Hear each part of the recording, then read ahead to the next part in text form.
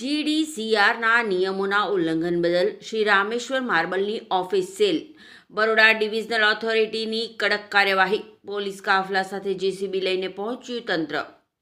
અંકલેશ્વર શહેરના મહાવીર ટર્નિંગ પાછળ આવેલી જાણીતી પેઢી Shri Rameshwar marble and granite પર આજે બરોડા ડિવિઝનલ ઓથોરિટી એટલે કે બવડા દ્વારા લાલ આંખ કરવામાં આવી હતી.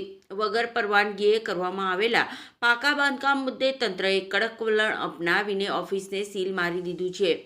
મળતી વિગતો અનુસાર અંકલેશ્વર મહાવીર ટર્નિંગ પાસે આવેલી સ્કૂલના પાછળના ભાગમાં Shri Rameshwar marble and granite વર્ષોથી પોતાનો વ્યવસાય ચલાવી રહ્યું છે.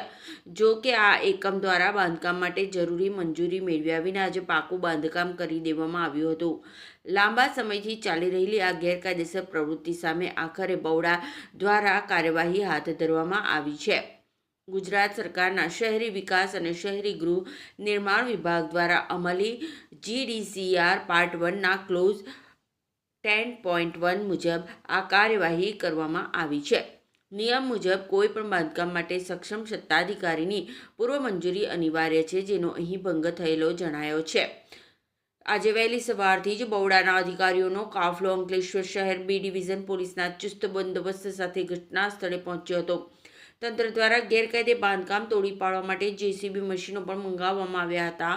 જોકે છેલ્લી ઘડીએ માલિક પક્ષ દ્વારા કરવામાં આવેલી ઇમ્પેક્ટ ફીની અરજી અથવા માલિકી હક અંગેની રજૂઆતને ધ્યાને લઈને તંત્રએ હાલ પૂરતું તોડી પાડવાનું કામ અટકાવ્યું હતું. તેમ છતાં જ્યાં સુધી આ અંગેનો આખરી ઠરાવ કે નિર્ણય ન આવે ત્યાં સુધી કચેરીને ટેમ્પરરી સીલ મારવામાં આવ્યું છે.